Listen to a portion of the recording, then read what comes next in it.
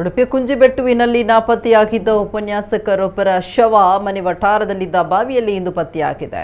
ಇವರು ಬಾವಿಗೆ ಹಾರಿ ಆತ್ಮಹತ್ಯೆ ಮಾಡಿಕೊಂಡಿರುವ ಶಂಕೆ ವ್ಯಕ್ತವಾಗಿದೆ. ಶಿರಸಿ ಮೂಲದ 55 ವರ್ಷದ ಉಪನ್ಯಾಸಕ ಗಣಪತಿ ಭಟ್ ಮೃತ ವ್ಯಕ್ತಿ. ಅವಿವಾಹಿತರಾಗಿದ್ದ ಇವರು ನಗರದ ಸಂಸ್ಕೃತ ಕಾಲೇಜಿನಲ್ಲಿ ಕಾರ್ಯನಿರ್ವಹಿಸ್ತಾ ಇದ್ರು.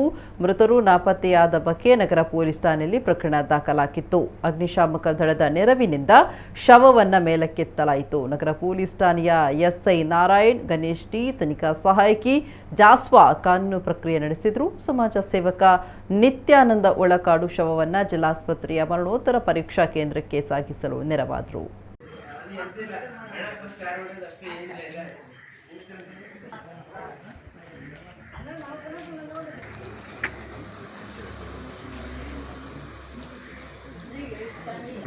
ರಾತ್ರಿ 10 ಗಂಟೆಗೆ ಇಲ್ಲಡ ಬೋದಿನ ಉಂಟು, ಮರಡುಂಡು ಓಪನ್ ಆಯ್ತು.